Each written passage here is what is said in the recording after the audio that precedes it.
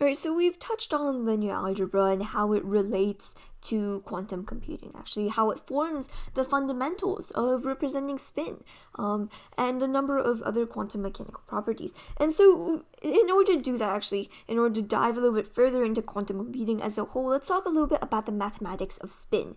And actually, in order to do so, let's take another step back and talk about probability. Now, probability is probably something you've encountered in, say, primary school, right? If you flip a coin, the probability of getting heads is 0.5, and the probability of getting tails is also 0.5. It's basically the idea of how likely is a certain event going to happen. And so with that in mind, let's kind of take that and apply it to, say, measurements, measuring the spin of some particle, right? And we'll call this particle, we'll give it a little smiley face. And so this particle here is what we're going to ask the question to. We're going to ask it and make a measurement. And we're going to say, ask the question, is your spin in the 0 degree direction, right? 0 degrees. So this is N. So this is S. 180 degrees, right? North and south, the orientations. We ask the question, and take the measurement. Is your spin at 0 degrees? Is it spin up in this case? And of course the answer is either yes or no. And if it's no, of course we know it's spin down in that case. And so when we ask that question, there, of course, is going to be some probability of it being spin up and some probability of it being spin down, some chance that it has this particular orientation, its angular momentum, and its intrinsic angular momentum, granted. And it will represent that with the letter P, right? Probability. Let me make sure this is a little bit neater. With the probability P of N, right? It will say, we'll represent the chances of it being spin down as probability of P of S. And so with that in mind, let's say we actually do indeed go through the long process of actually taking the measurement of this given particle, of its spin. And let's say our resultant, the answer that we get, we ask the question, hey, are you spin up? Is yes, the spin of this particle is up. With that in mind, then, based on this measurement, we can say with absolute certainty that the probability of this particle having spin up is 1, and the probability of it having spin down is 0. P of S is equal to 0. So what does that mean, right? So when you have a probability of 1, that means it is 100%. It is absolutely very much so. Every single time you ask that question consecutively, you're going to get the answer, yes, it is indeed spin up. Now, let's alter this situation by a tiny little bit. So instead of measuring it in the 0 degree direction, let's say we ask a question saying, hey, is your spin in the 90 degree direction? And all of a sudden things change because we don't know with absolute certainty whether or not it is, 100% spin up or if it's 100% spin down. We end up with a probability of 0.5. 0.5. That is the chance of which, what are the chances of the probability? What are the chances the spin is up? That is 0.5, right? A half of all your measurements are going to be spin up, and half of all your measurements for a given set of particles is going to be spin down in this case. And so in this case, clearly what happens is that depending on the direction in which we measure your spin, the way we can essentially say with some certainty that some event is going to happen, that the particle, when we measure in some other direction, is going to have that given direction, can actually change. Alright, so let's now dive into the mathematical model of spin, right? And so in order to do so, actually, we're going to represent it in what is known as a vector space. Okay.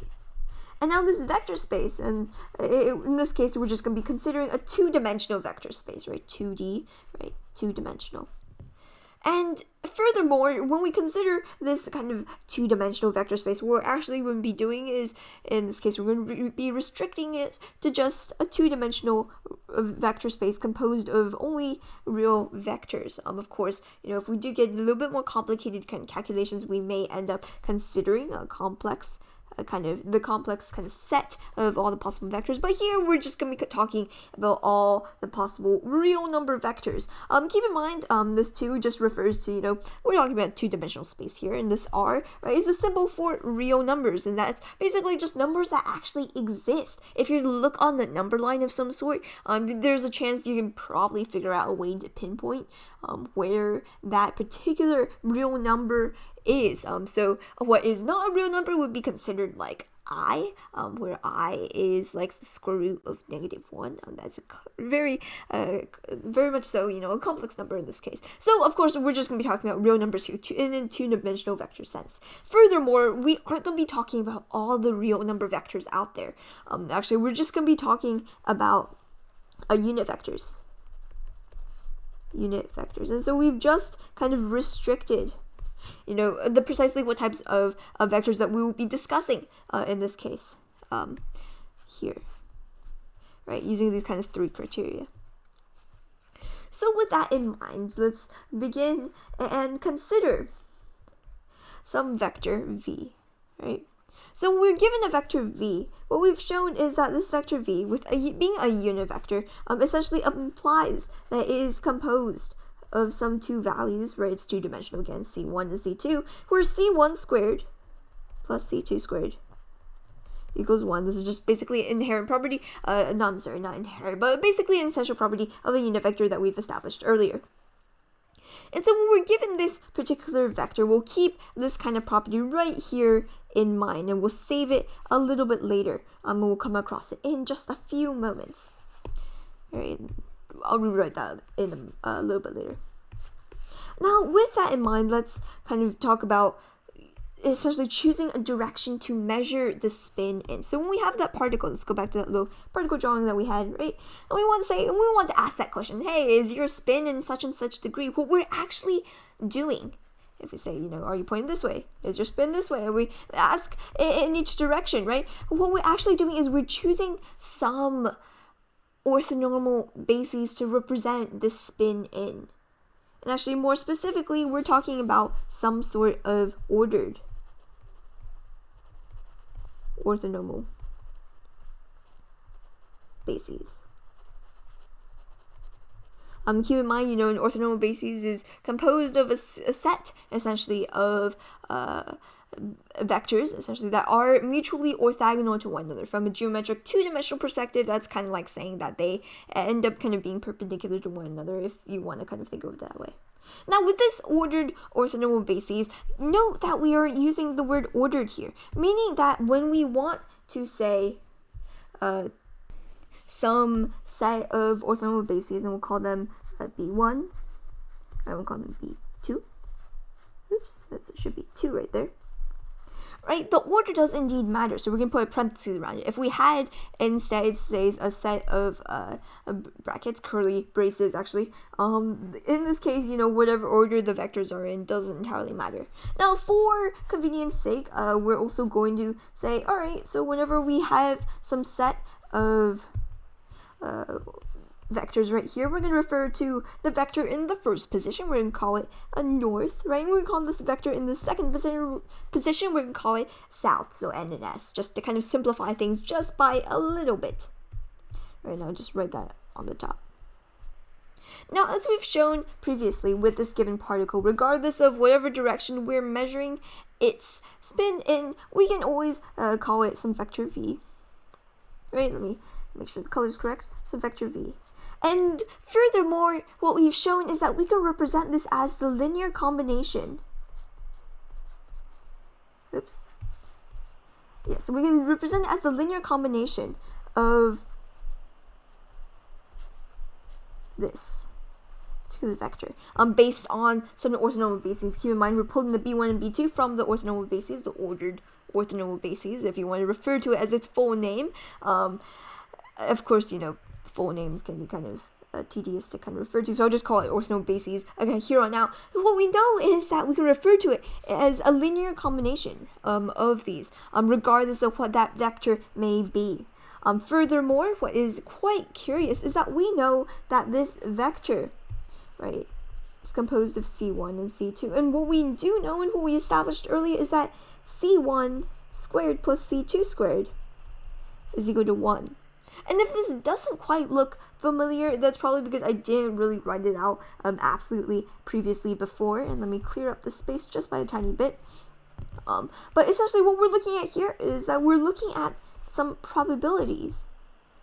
Because keep in mind, the probability of all the possible outcomes added together should ideally be equal to 1. Alright, so what does that mean? Maybe it is equal to some probability. If we take, c1 squared and add it to c2 squared, of course it equals to 1. But what does that mean in terms of spin? Now keep in mind what we said earlier. In this case, B1, it represents some direction of spin, and B2 represents some other direction of spin. And what we have here is, if we take C1 squared, that gives us the probability of when we take that measurement of what the outcome will be. So let's say, and let me do this in a slightly, applied term. Applied ways, actually not entirely applied, but in other case, let's say our orthonormal bases right here is composed of up and down, right? And we know some vector v is equal to c1 plus c2. Now in this case, what we've just established is that if I take c1 and I square it, this should be equal to the probability of your measurement being associated with spin up. Right, and the same goes for C2, right? And C2 is just, the same thing. Probability of measurement being associated with, in this case, spin down. Right, and this is just, kind of quoting what's said above.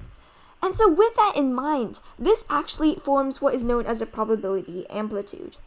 And let me make sure we have that written quite properly.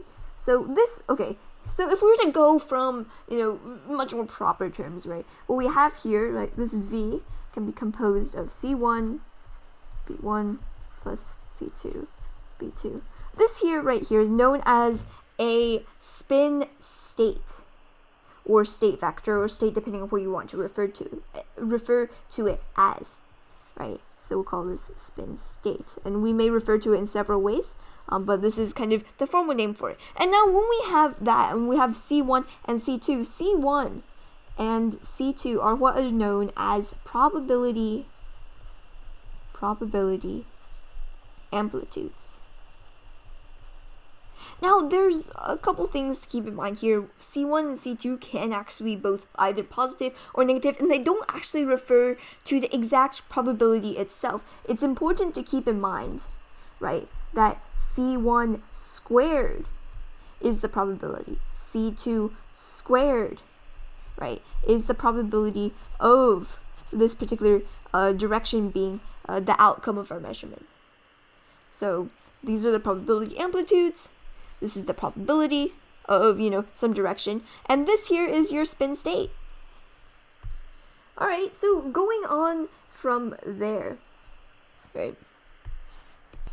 Let's go back to the example we had a little bit earlier on in the video. So now let's say we go back to our little particle right here, right? Little smiley face. Right, and we say, alright, we're gonna measure your spin again. Now keep in mind that when we talk about spin, let me just do a little bit of a key up down here. Right, when we talk about spin up, that is represented as the vector. Right, is represented as the vector 1, 0. And if we measure spin down, that is represented as the vector 0, 1. And similarly, if we write the vector spin to the right, that is essentially, let me make sure I have enough room for this, 1 over root 2. And then you have negative 1 over root 2. Then for spin to the left,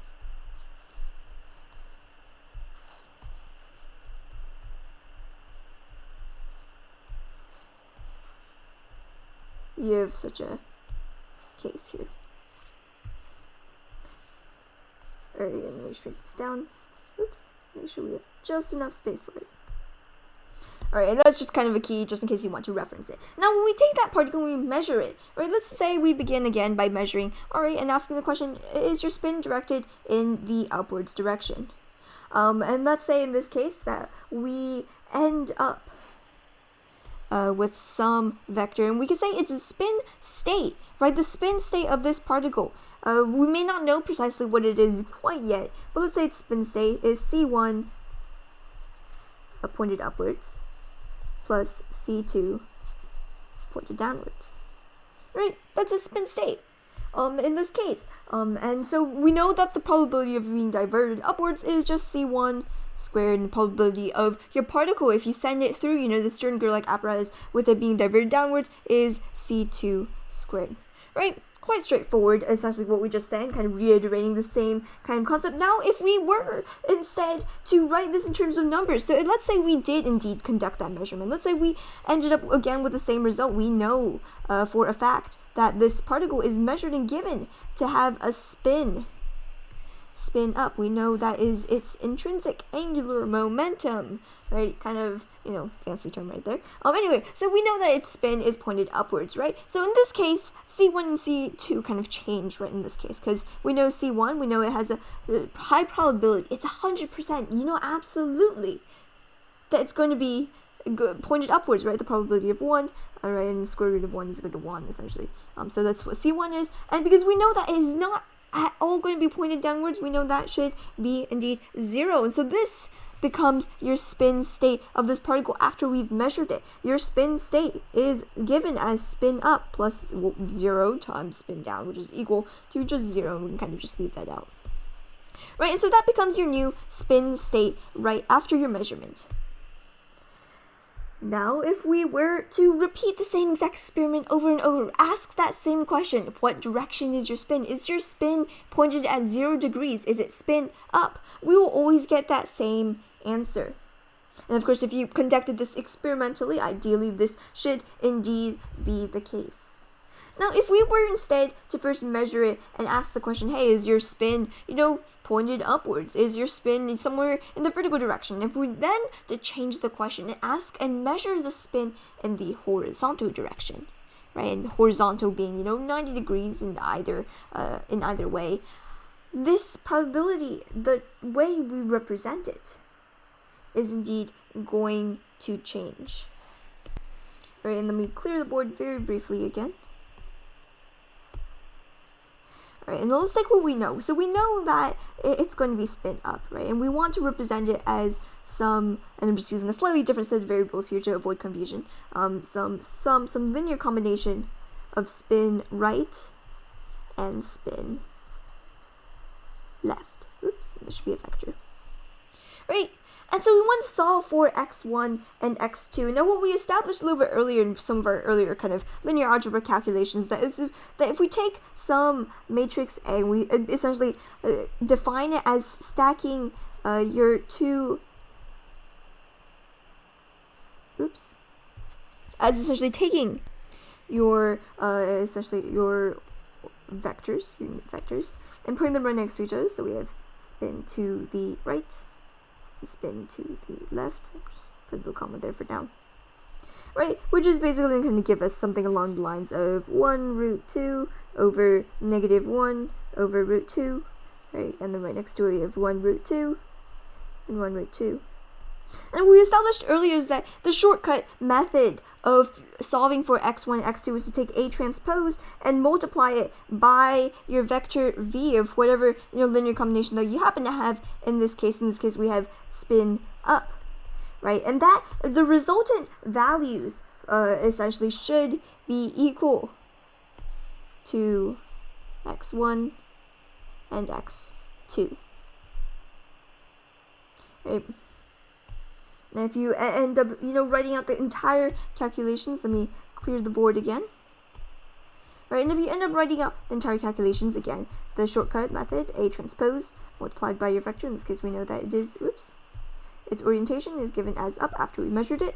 Right, then we end up with something along the lines of A transpose should be equal to 1 over root 2, negative 1, root 2, 1 root 2, 1 over root 2, multiplied by your ket vector of spin up 1 and 0, which gives us the resultant values of 1 over root 2 and 1 over root 2. Right, and so this tells us that if we take your essentially spin up and we convert it into a linear combination, we end up with something along the lines a linear combination represented by measurements in the horizontal direction. We end up with something that looks like this.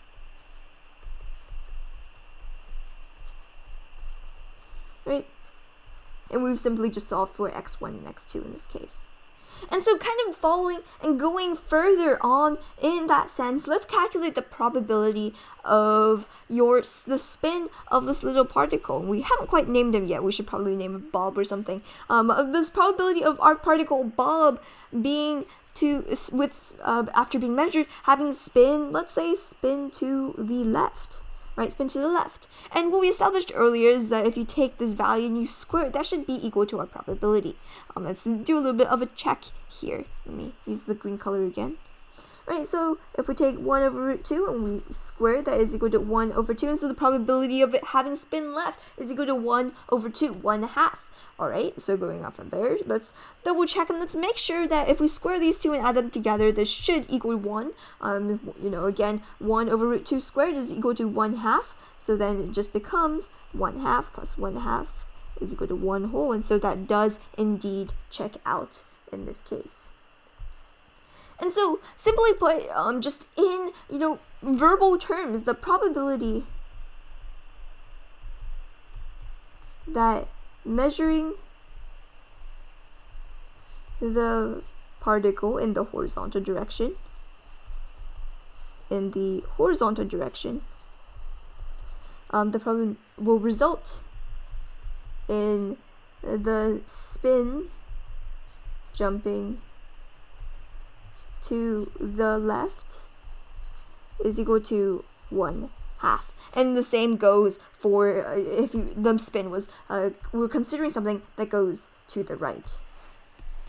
And of course, you can repeat that same measurement if we're to say, take it a third measurement, and after knowing that this particle jumps to the left, and we're supposed to convert it back to, jumping to in the upwards direction. Right, we want to figure out what this value is. Again, then we can go through the motions of the calculation and resolve for C1 and C2. And we'll find out that the probability of it being spin up, in fact, goes back to, an arrow is a poor choice. Here, let me use a different color. In fact, goes back to the probability being 1/2. Right, and the same goes here. And so that's actually quite curious. And this can actually explain a lot of the phenomena that we observe when we experimentally send a set of particles through, say, the Stringer-like apparatus or something exceedingly, similar in design to whether those particles are deflected upwards or downwards, and why, this quantity of particles is deflected upwards or downwards. And so simply put, that is how we represent spin and, the probabilities, the chances of what results we get when we measure that spin of the particle. That's how we represent it mathematically. All right, so that is all for today. Again, if you have any questions, please do not hesitate to visit the Q-munity Quantum Tech website. And again, as always, stay curious and keep on learning.